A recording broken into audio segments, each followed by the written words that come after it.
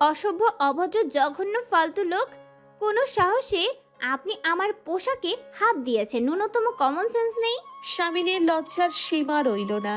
কেন যে সে আগ বাড়িয়ে শাড়িটা তুলতে এলো, সে আলোকে সরি বলতে যাবে তার আগেই আলো তার দিকে এগিয়ে এসে তার বুকে এলো পাথারি কিল ঘুষি মেরে চেঁচাতে থাকে।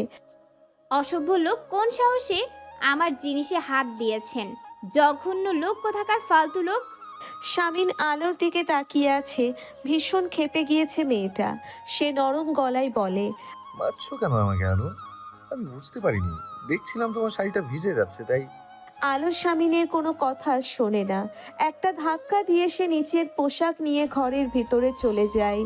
রাগে তার গা কাঁপছে। স্বামীন বোকার মতো এদিক ওদিক তাকিয়ে চেঁচিয়ে বলে ওঠে। আমার দোষটা কোথায়? আলো তার পোশাক আলমারিতে তুলে রেখে ঘর থেকে বের হয়ে যায়। স্বামীন একটা দীর্ঘশ্বাস ছেড়ে বলে, যুগে যুগে ভদ্রলোকেরা এই দোষের ভাগিদার হয়েছে, এটা আবারও প্রমাণিত। হঠাৎ তার ফোন বেজে ওঠে। ফোনের স্ক্রিনে ফুয়াদের নাম্বার দেখে ফোনটা রিসিভ করে কানে ধরে। ফুয়াদ বলে, একবার বটতলা আসবি, আড্ডা দিতাম। কি করছিস তুই? বউয়ের হাতে মার খেলাম। মানে? মানে এতদিন সবকিছু গালাগাল পর্যন্ত ছিল, আজ গায়ে হাত তুললো।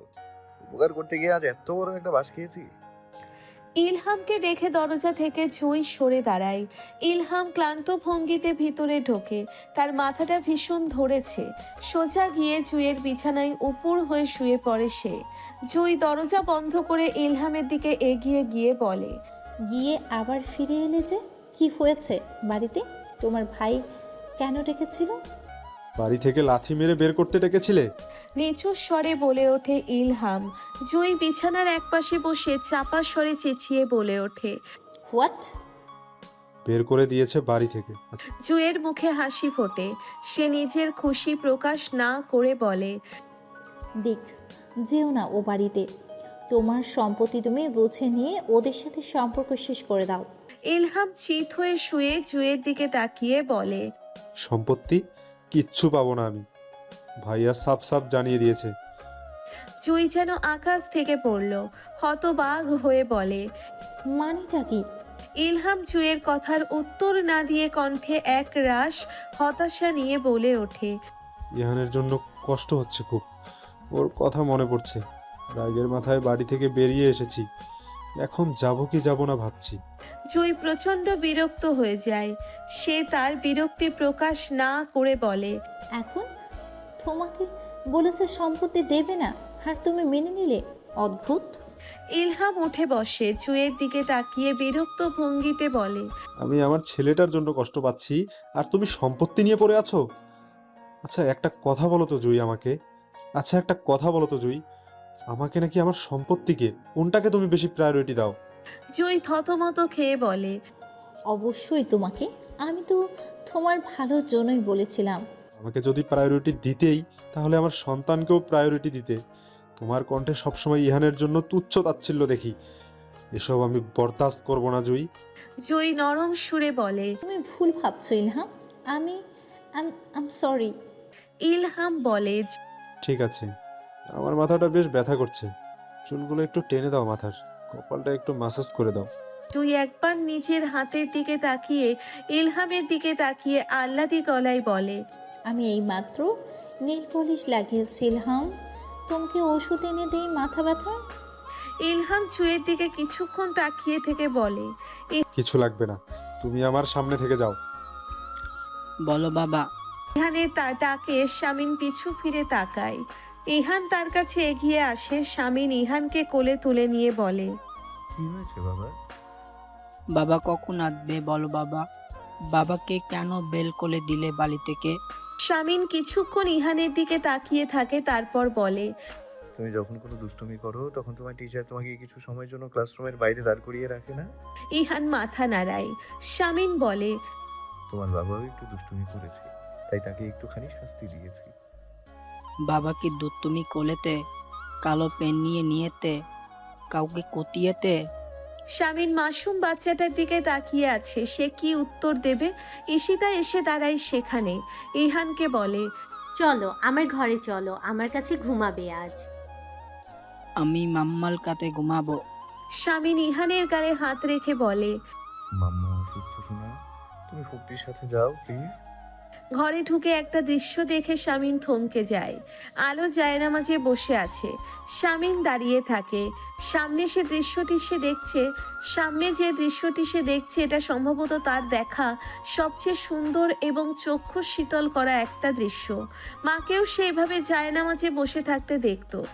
মায়ের চুড়ি পরা হাতে যে মেয়েটি মোনাজাত ধরে আছে তার হাত দুটো অবিকল শামিনের মায়ের মতো গোলগাল। মনে হচ্ছে শামিনের মা হোসনি আরা শান্তি মোনাজাত ধরে বসে আছে, মাথায় তার লম্বা একটা ঘোমটা। দীর্ঘ সময় শামিন আলোকে দেখতে থাকে। নামাজ শেষ হলে আলো জায়নামাজ থেকে উঠে দাঁড়িয়ে জায়নামাজ ভাঁজ করে ঘুরে দাঁড়াতেই দেখে শামিন তার দিকে তাকিয়ে আছে। এতক্ষণ ধরে কি বলছিলে মোনাজাতে আসিয়া? ফেরাউনের মৃত্যু কামনা করছিলে? আলো কয়েক মুহূর্ত শামিনের দিকে তাকিয়ে জায়নামাজ তুলে রাখতে যায়। শামিন হাত বাড়িয়ে আলোর পথ আটকে দেয়। আলোর দিকে তাকিয়ে বলে, বলো না কি বলছিলে মোনাজাতে? ভাইয়া আসবো? ঋতু দরজার বাইরে দাঁড়িয়ে আছে। শামিন ঋতুর দিকে কিছুক্ষণ তাকিয়ে থেকে নরম গলায় বলে। এসো। ঋতু ধীর পায়ে হেঁটে ভেতরে ঢোকে। শামিন ঋতুকে বলে, ডাক্তার ডাকতে হবে তোমার জন্য? ঋতু মাথা নাড়ায়। শামিন বলে, ঠিক আছে, বসো এখানে। বলো কেন এসেছো? ঋতু একটা চেয়ারে বসে মাথা নিচু করে রেখেছে। শামিন বলে, বলো কেন এসেছো, কি হয়েছে ঋতু? ঋতু কাঁপা কাঁপা গলায় বলে ওঠে। ওনাকে বাড়িতে আনুন ভাইয়া। শামিন ঋতুর দিকে তাকিয়ে গম্ভীর কণ্ঠে বলে। ঋতু আমতা আমতা করে বলে, এভাবে তো ভাইয়া কোনো সমাধান হয় না, তাই না? আলো বলে ওঠে, এই যে মির্জাবাড়ির লক্ষ্মী মেজ বৌমা, তোমাকে আল্লাহ তাআলা কি দিয়ে গড়েছে একটু বলবে? ঋতু আলোর দিকে এক পলক তাকিয়ে মাথা নিচু করে বলে, এভাবে কি আমার প্রতি ওনার ভালোবাসা জমে যাবে ভাইয়া? আপনি ওনাকে ডেকে আনুন, আমার ওনার প্রতি কোনো অভিযোগ নেই। শামিন ঋতুর মুখের দিকে তাকিয়ে আছে। ঋতু বলতে থাকে, বাচ্চাটা জন্মালে আমি আপনাদের বাড়ির বংশধরদের আপনাদের হাতে তুলে দিয়ে চলে যাব। আপনার ভাই স্বামী হিসেবে যেমনই হোক না কেন, সে বাবা হিসেবে অনন্য, তার প্রতি আমার কোনো রাগ নেই। বাজে না বকে যাও ঋতু, তুমি বিশ্রাম দাও। ভাইয়া এতটা বাধ্য থেকেও তার মনে জায়গা নিতে পারেনি, তার মানে আমি সত্যি অযোগ্য। ওনাকে আপনি বাড়িতে ডাকুন, আমি বাচ্চা জন্মালেই চলে যাব। তারপর উনি ওনার বাচ্চাদের নিয়ে পছন্দের নারীর সাথে সুখে থাকুক। শামিন ঋতুর দিকে তাকিয়ে বলে, খুব স্বামীর ঘর ছাড়ার কথা বলছো যে? এসব নিজের বড় জায়ের বুদ্ধিতে করছো নাকি? তোমরা বুদ্ধি করে চলে যাচ্ছ সবাই। আলো শামিনের দিকে তাকায়। শামিন আলোকে শুনিয়ে শুনিয়ে ঋতুকে বলে, স্বামীর ঘর ছাড়াও কোনো সমাধান না। স্বামী স্ত্রীর সম্পর্ক জন্ম জন্মান্তরের সম্পর্ক। স্বামী খারাপ হলে তাকে শুধরে নিতে হয়, নয়তো নারী কেন বলা হয়েছে তোমাদের? আলোর ইচ্ছে করছে শামিনকে কঠিন কিছু কথা শুনিয়ে দিতে, কিন্তু সে চুপ থাকে। ঋতু শামিনকে বলে, কিভাবে শোধরাবো ভাইয়া? শোধরানোর হলে তো ইহানের জন্মের পরই শুধরে যেত। শামিন ঋতুর মাথায় হাত রাখে, নরম গলায় বলে, তুমি এই বাড়িতে আসার পর থেকে আমি জেনেছি আমার একটা বোন না, দুটো বোন। বোনের মতো সবসময় খেয়াল রেখেছো আমার উপর ভরসা রাখো। আমি আমার বোনের সংসার এইভাবে শেষ হতে দেব না। ওকে নাকানি চুবানি খাইয়ে তবে এই বাড়িতে আনবো। একটু ভুগতে দাও, তোমার গুরুত্ব বুঝতে দাও, আর ওই মেয়েরও ব্যবস্থা করব আমি। ভরসা করো তো আমায়, করো না? ঋতু মাথা নাড়ায়। শামিন বলে, গিয়ে রেস্ট নাও, যাও। ঋতু চোখের পানি মুছে উঠে দাঁড়ায়। আলো ঋতু আর শামিনকে দেখে। ঋতুর প্রতি শামিনের অগাধ সহানুভূতিকে সে বিচার করতে পারছে না। কখনো মনে হচ্ছে শামিন হয়তো এমনই, আবার হুট করেই মনে পড়ে গেল ঋতু তার বংশের বংশধর জন্ম দিয়েছে। শুধুমাত্র এই একটি কারণে ঋতুর প্রতি এতটা নরম ভাব দেখাচ্ছে সে, নয়তো ওই লোকটা তো স্বামী নিয়ে আসার একটা পিশাচ। ঋতু চলে যেতেই শামিন ঘুরে আলোর দিকে তাকায়। আলো চোখ সরিয়ে নিয়ে বিছানায় ঘুমানোর প্রস্তুতি নেয়। বিছানা থেকে একটা বালিশ তুলে নিয়ে ডিভানে রেখে আলোর দিকে তাকিয়ে বলে, মশারি টানিয়ে নাও, খুব মশা পড়ছে, আশেপাশে সর্বত্র ডেঙ্গু। আলো এক পলক শামিনের দিকে তাকিয়ে কপাল কুঁচকে বলে ওঠে, শহরের মেয়র শহরে মশা নিধনের ঔষধ দেওয়ার ব্যবস্থা না করে গুন্ডামি করে বেড়ায়। অমুককে উচিত শিক্ষা দেয়, তমুকের থেকে প্রতিশোধ তুলে অমুকের মেয়েকে তুলে এনে বিয়ে করে তমুকের জমি দখল করে বেড়ালো। শহরের ডেঙ্গুর প্রকোপ তো বাড়বেই। শামিন আলোর দিকে তাকিয়ে থাকে কয়েক মুহূর্ত, তারপর গম্ভীর কণ্ঠে বলে ওঠে, মেয়র তার সব দায়িত্ব পালন করেছে, তারপরও জনগণের সচেতন থাকা জরুরি। মশারি না টানিয়ে সবটা মেয়রের ভরসায় ফেলে রাখলে তো চলে না। মেয়র কি বাড়ি বাড়ি গিয়ে জনগণের মশারি টাঙিয়ে দিয়ে আসবে নাকি? আলো চুপ করে থাকে। শামিন আলমারি থেকে মশারি বের করে সেটা টাঙিয়ে দিতে যায়। আলো শামিনের সামনে দাঁড়িয়ে বলে, প্রয়োজন নেই, নিয়ে যান এটা এখান থেকে, আমি মশারির ভেতরে ঘুমাতে পারি না। শামিন আলোর কথা না শুনে মশারি টাঙাতে থাকে। আলো শামিনের হাত থেকে মশারি টেনে নিয়ে নেয়, চেঁচিয়ে বলে, বললাম না প্রয়োজন নেই। শামিন আলোর দিকে তাকিয়ে মশারি টেনে নেয়। আলো তেজ দেখিয়ে নিজের দিকে টানতে থাকে। এক পর্যায়ে শামিন গম্ভীর কণ্ঠে বলে ওঠে, সত্যি দেখাচ্ছ? একটা তুলে আছাড় মারবো অবাধ্য মেয়ে। এত যত্নবান স্বামী হবার নাটক করে আপনার প্রতি আমার অনুভূতি বদলাতে চান? আমি ঋতুর মতো মেয়ে নই ইয়াসার মির্জা, কাজ হবে না। শামিন কয়েক মুহূর্ত আলোর দিকে তাকিয়ে থেকে টেবিলের ড্রয়ার থেকে একটা কাঁচি নিয়ে এসে মশারিটাকে টুকরো টুকরো করে কেটে ফেলে। আলো দাঁড়িয়ে কিছুক্ষণ দেখে, তারপর বিছানায় গিয়ে শুয়ে পড়ে। শামিন উঠে দাঁড়িয়ে গিয়ে ডিভানে উপুর হয়ে শুয়ে পড়ে। রাগে তার কপালের দুপাশে রগ দপদপ করছে, মাথাটা ছিঁড়ে যাচ্ছে ইলহামের। জ্বর এসে গিয়েছে, বিকেল থেকে যখন মাথা ব্যথা করছিল তখনই সে টের পেয়েছে জ্বর আসতে চলেছে। শরীরের সর্বত্র যন্ত্রণা করছে, একটু স্বস্তি পাচ্ছে না সে। ইহানের সাথে কথা বলতে বেশ কয়েকবার ফোন করেছিল ঈশিতার কাছে, ঈশিতা ফোন ধরেনি। বাড়ির কেউই ফোন ধরবে না সে জানে। বাধ্য হয়ে পোনা চাচার নাম্বারে ফোন করে জেনে নিয়েছে ইহানের খবর। ঋতুর খবরও জানতে চেয়েছিল, কেন জানতে চেয়েছিল তা ইলহাম বুঝতে পারছে না। ঋতুর পেটে তার সন্তান শুধুমাত্র সেজন্যেই কি? ইলহাম সেদিনের কথা মনে করতে থাকে। বাবা মা জোর করে একটা গ্রামের সদ্য ক্লাস 10-এ পড়ুয়া মেয়ের সাথে বিয়ে দিয়ে দিয়েছিল। মা বাবার ধারণা ছিল সুন্দরী নামাজি অল্প বয়সী বউ পেলে বকে যাওয়া ইলহাম শুধরে যাবে, কিন্তু লাভের লাভ কিছুই হয়নি, বরং একটি প্রাণবন্ত ফুটফুটে ফুলে কালশিটে পড়েছে তার মতো অমানুষের হাতে পড়ে। বিয়ের প্রথম দিন থেকে মাগনা গৃহপরিচারিকা এবং যৌনদাসী হিসেবেই ট্রিট করে এসেছে মেয়েটিকে। কখনো উঁচু গলায় কথা বলে প্রতিবাদ পর্যন্ত করেনি মেয়েটি। পেটে ইলহামের দুটো সন্তান ধরেও ফিরে যেতে হবে খালি হাতে।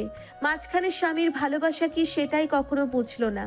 কিছুক্ষণ এসব কথা ভেবে ইলহাম চোখ বন্ধ করে ফেলে। জ্বরের তীব্রতা বাড়ছে। ইলহাম খেয়াল করেছে অসুখ বিসুখ হলেই সে ভীষণ অপরাধবোধে ভুগতে থাকে। সুস্থ থাকলে অমানুষ হয়ে যায়, কষ্ট দেয় একটা ফুলকে।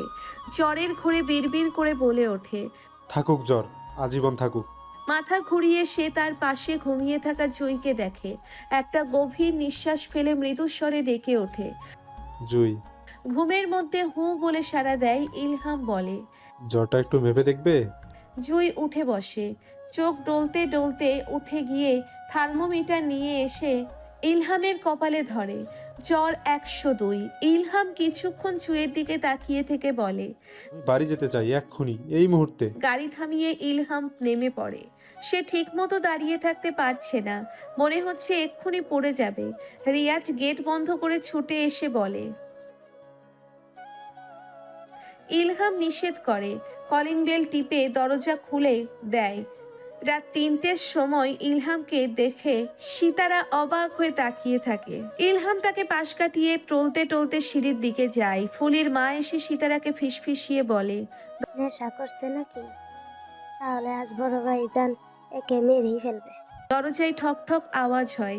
ঋতু ভাবলো ঈশিতা হয়তো ইহানকে দিতে এসেছে। অসুস্থ শরীর নিয়ে বিছানা থেকে নেমে গিয়ে দরজার ছিটকিনি খুলে দেয়। দরজা খুলে সে অবাক হয়ে তাকিয়ে থাকে। ইলহাম লাল দুটো চোখ নিয়ে ঋতুর দিকে তাকিয়ে আছে। কয়েক মুহূর্ত ঋতু নিজের স্বামীর দিকে তাকিয়ে থেকে তার কপালে হাত ছোঁয়ায়। ইলহাম তার স্ত্রীকে দেখতে থাকে। খুবই নিচু স্বরে ঋতু বলে ওঠে, আপনার গায়ে তো বেশ জোর। ইলহাম হু বলেই ধীর পায়ে হেঁটে বিছানার দিকে যায়। তারপর ধপ করে বিছানায় উপুর হয়ে শুয়ে পড়ে। ঋতু এগিয়ে গিয়ে বলে, ওষুধ খেয়েছে? গা তো জ্বরে পড়ে যাচ্ছে। ইলহাম কোনো উত্তর দেয় না। থার্মোমিটার দিয়ে জ্বর মেপে দেখে 103-এর একটু উপরে। এক্ষুনি জ্বর নামানো প্রয়োজন।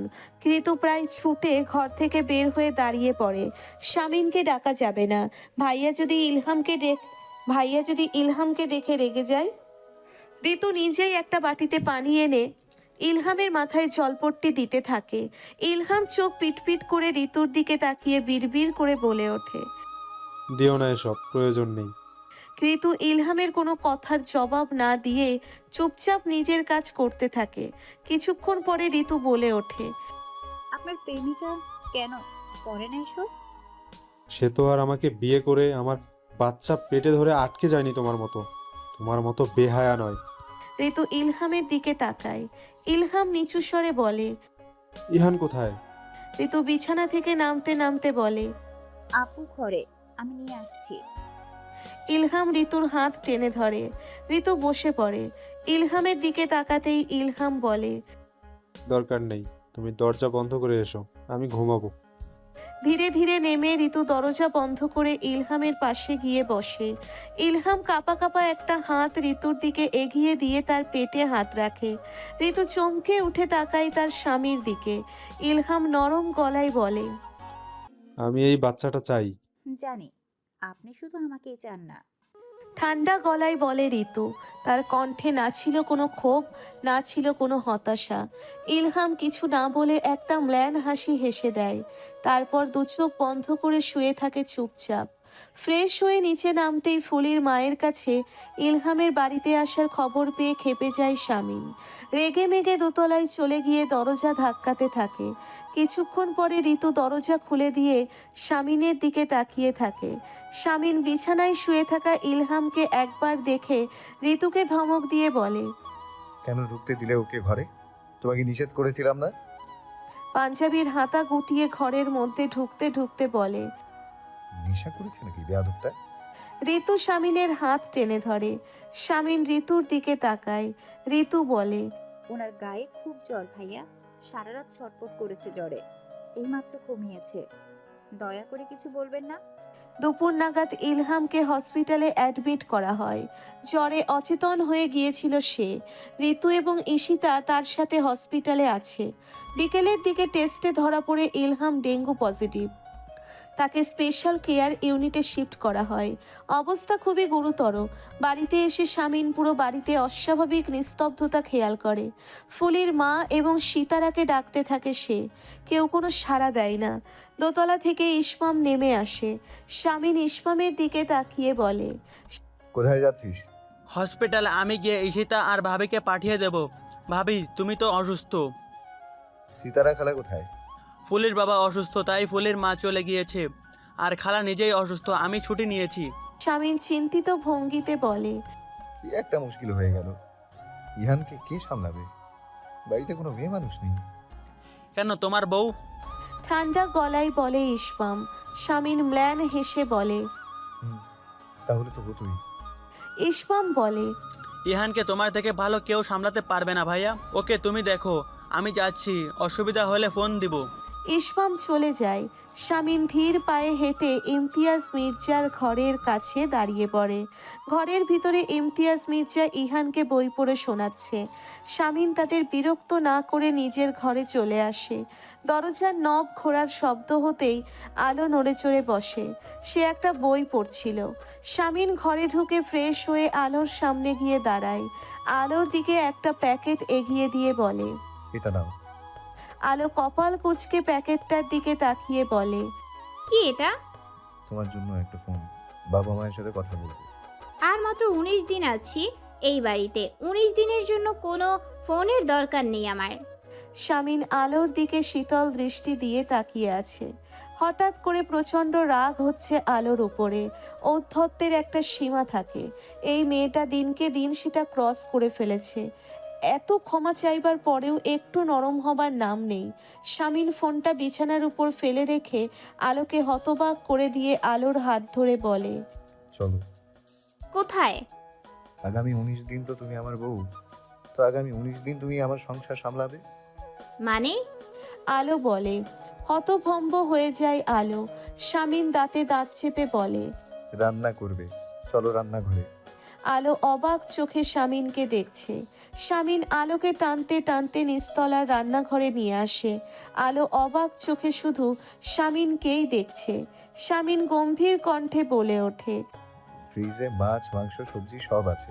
এমন কোনো রন্ধন সামগ্রী নেই যেটা এই রান্নাঘরে পাবে না। তুমি খুঁজে খুঁজে বের করে নাও। তুমি খুঁজে খুঁজে বের করে রান্না করবে। ইহানের জন্য সবজি দিয়ে খিচুড়ি, মুরগির মাংস, আমার বাবার জন্য স্বল্প মশলাপাতি দিয়ে একটা সবজি, তোমার এবং আমার দুজনের জন্য সাদা ভাত এবং যে কোনো একটা মাছ। আলো শামিনের দিকেই তাকিয়ে আছে। শামিন আলোর দিকে খানিকটা ঝুঁকে বলে, তোমার হাতে সময় 3.5 ঘন্টা, প্রচুর সময়, কাজে লেগে পড়ো। আর হ্যাঁ, যদি আজ এসব করতে না পারো তাহলে 19 দিন পর আমাকে ছেড়ে চলে যাওয়ার কথা ভুলে যাও। এমন ভাবে এই বাড়িতে আটকে দেবো, কখনো যেতে পারবে না আমাকে ছেড়ে। শামিনের কণ্ঠে কিছু একটা ছিল। আলো ঘাবড়ে যায়। শামিন আলোর চোখের দিকে কিছুক্ষণ তাকিয়ে থেকে চলে যায় নিজের ঘরে। আলো থম মেরে কিছুক্ষণ দাঁড়িয়ে থাকে, একবার চুলা একবার ফ্রিজের দিকে তাকিয়ে। তার মাথা ঘুরছে। ঘরে ঢুকে দেওয়ালে হাত দিয়ে চাপড় মেরে বিছানার ওপর গিয়ে বসে পড়ে সে। ধীরে ধীরে নিজের রাগটাকে নিয়ন্ত্রণ করে চুপচাপ বসে থাকে। দীর্ঘ সময় পরে তার আলোর জন্যে খারাপ লাগতে শুরু করে। এমন ব্যবহার করাটা উচিত হয়নি। মেয়েটার এমনিতেই পায়ে চোট, কিন্তু কেন আলো এখনো এমন করছে? এতটাই ঘৃণ্য নাকি শামিন? একটু নরম কেন হচ্ছে না? ফুয়াদের ফোন আসে। রিসিভ করবে না ভেবে আবার রিসিভ করে। ফুয়াদ ওপাশ থেকে বলে ওঠে, ইলহামের কি অবস্থা? স্পেশাল কেয়ার ইউনিটে শিফট করা হয়েছে। আচ্ছা আমি যাচ্ছি, তুই কি করছিস? শামিন কিছুক্ষণ চুপ করে থেকে এইমাত্র ঘটে যাওয়া ঘটনা বিস্তারিত বলতে থাকে। ফুয়াদ সবটা শুনে বলে, আমি জানতাম তুই সামিনী আসার মির্জা, তোর ধৈর্য হবে না। নারীর মন পেতে সাধনা করবি তুই, তাহলে তো হলোই। তুই এইমাত্র যেটা করলি তাতে ওর মনে তোর জন্য অনুভূতি পরিবর্তন হয়তো দূরে থাক, তোর প্রতি রাগ আরও বাড়িয়ে দিয়েছিস। এখন গিয়ে সরি বলে নিয়ে আয়, যা। শামিন ফোন কেটে কিছুক্ষণ থম মেরে বসে থাকে, তারপর উঠে নিচে চলে যায়। আলো বিরস মুখে খুন্তি নেড়ে পাতিলে মশলা করাতে থাকে। মনে মনে যত ধরনের গালাগাল রয়েছে সব শামিনকে দিয়েছে সে। মশলা কষানো হয়ে গেলে একটা প্যাকেট হাতে তুলে নেয়। কি মিশাচ্ছ ওটা?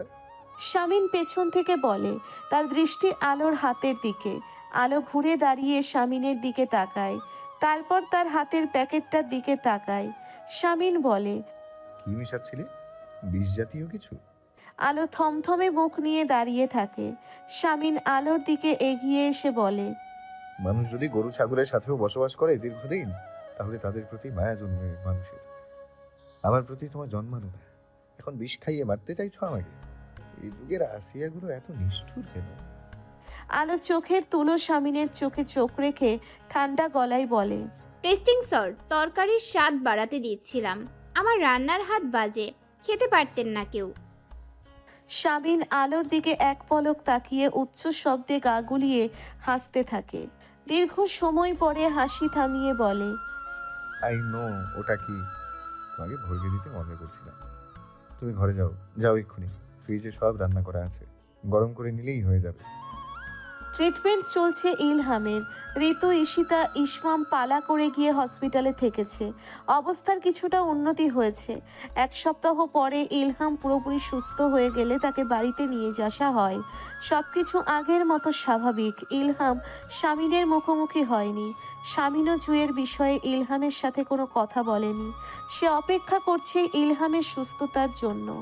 এর একটা হেস্তনেস্ত সে অবশ্যই করে ছাড়বে। একটা গ্লাসে খানিকটা ফলের রস নিয়ে ঋতু ঘরে ঢোকে। ইলহাম বিছানায় আধশোয়া হয়ে বসেছিল। ঋতু বিছানার এক পাশে বসে হাতের গ্লাসটা ইলহামের দিকে বাড়িয়ে দিয়ে বলে, এটা খেয়ে নিন। ইলহাম এক পলক ঋতুর হাতের গ্লাসটার দিকে তাকিয়ে মৃদুস্বরে বলে ওঠে, আমার থেকে এটা তোমার বেশি প্রয়োজন? তুমি খেয়ে নাও, তারপর আমার জন্য নিয়ে এসো। ঋতু নাছোড় বান্দা মেয়ে, সে গ্লাসটা বাড়িয়ে ধরে রেখেছে। ইলহাম হাসি দিয়ে গ্লাসটা নিয়ে অর্ধেকটা খেয়ে গ্লাসটা ঋতুর দিকে দিয়ে বলে, তুমি খেয়ে নাও বাকিটা। ঋতু মাথা নাড়ায়। ইলহাম বলে, কেন? আমার উচ্ছিষ্ট খেতে তো আগে অসুবিধা হয়নি, এখন খেতে চাইছো না কেন? খুব আত্মসম্মান হয়েছে? বড় ভাবির মতো হতে চাইছো? ঋতু ইলহামের দিকে এক পলক তাকিয়ে গ্লাসটা খালি করে রেখে দেয়। তারপর নিচু স্বরে বলে, প্রায় 10-12 দিন ধরে আপনি হসপিটালে। এরই মাঝে ওই মেয়েটার সাথে আপনার একদিনও দেখা হয়নি। আগে তো প্রতিদিন দেখা না করে থাকতেই পারতেন না। আপনি চাইলে বাড়িতে ডেকে নিন মেয়েটাকে, ভাইয়াকে আমি বুঝিয়ে বলবো।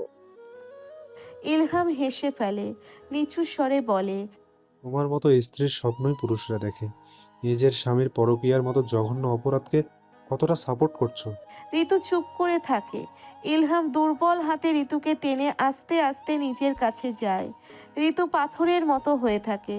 ইলহাম ঋতুর নিচু করে রাখা মাথার দিকে তাকিয়ে বলে, আমাকে ঘৃণা করো, রাগ দেখাও, কাঁদো, এমন পাথরের মতো হয়ে থেকো না। এসব আমাকে কষ্ট দেয় ঋতু। ঋতুর ঠোঁট কাঁপছে, নিজেকে ধাতস্থ করে বলে ওঠে, ভাইয়েরা বিয়ে করে যার যার সংসার নিয়ে ব্যস্ত হয়ে পড়ল। বাবা জমি জমা চাষ করে খায়, মা বাড়িতে অসুস্থ, তাকে সপ্তাহে হাজার হাজার টাকার ওষুধ খাওয়াতে হয়। আমাকে ছেলেরা রাস্তাঘাটে উত্ত্যক্ত করতে দেখে বাবা আমাকে বিয়ে দেওয়ার জন্য ব্যস্ত হয়ে পড়ল। হঠাৎ আপনাদের বাড়ি থেকে বিয়ের প্রস্তাব দেওয়া হলো। বাবা তো হাতে আকাশে চাঁদ পেয়ে গেল। এমপির পুত্র, ছেলে দেখতে শুনতে ভালো, বাবাকে মোটা অঙ্কের টাকাও দেওয়া হবে। নিজের ইচ্ছে না থাকলেও বাড়ির পরিস্থিতি দেখে চুপ করে থাকি। বিয়ের ঠিক আগে আগে জানতে পারি ছেলের স্বভাব চরিত্র ভালো না, তার নামে মামলা আছে। পিছিয়ে যেতেই পারতাম, হঠাৎ মা আরো অসুস্থ হয়ে পড়ে। বাবা এসে আমার হাতে পায়ে ধরে খুব কাঁদলেন। আমি বাধ্য মেয়ের মতো কবুল বললাম। বিয়ের প্রথম রাত থেকে আমার জীবনের একটা যন্ত্রণাময় অধ্যায় শুরু হলো। স্বামী হিসাবে আমি কখনো স্বামীকে পাইনি। পেয়েছি একজন ধর্ষক, একজন প্রভু, একজন অত্যাচারী শাসককে। সবটা নিজের নিয়তি মেনে নিজেকে আপনার চাহিদার সাথে খাপ খাইয়ে নিয়েছিলাম। চেষ্টা করেছিলাম আপনার মন পেতে, আমার প্রতি আপনাকে একটু দয়াশীল বানাতে, কিন্তু আমি ব্যর্থ হয়েছি। এই পর্যন্ত বলে ঋতু থামে। ইলহাম তার দিকে তাকিয়ে আছে। ঋতু একটা গভীর নিঃশ্বাস ফেলে বলে, আমার প্রথম সন্তান ছেলে হয় আমি ভীষণ খুশি হয়েছি। আমার পেটে যে আছে আমিও চাইবো সেও ছেলেই হোক, কারণ আমার নানি বলতো বাবার কর্মফল কখনো কখনো তার মেয়েরা ভোগ করে। আপনি আমার সাথে যা যা করেছেন তার নিজের মেয়ের সাথে হতে দেখলে আপনি সহ্য করতে পারতেন না ইলহাম মির্জা, তাই আপনার ছেলেই হোক। ঋতু কথাটি বলে অঝোর ধারায় কাঁদতে শুরু করে দেয়। ইলহাম ঋতুকে চুপচাপ দেখতে থাকে। সে কি করবে? এই মেয়েটির মাথায় হাত বুলিয়ে দেবে, নাকি মেয়েটিকে কাছে টেনে নেবে? কিভাবে কান্না থামবে মেয়েটির? কাঁদতে কাঁদতে ঋতুর হেঁচকি উঠে গিয়েছে।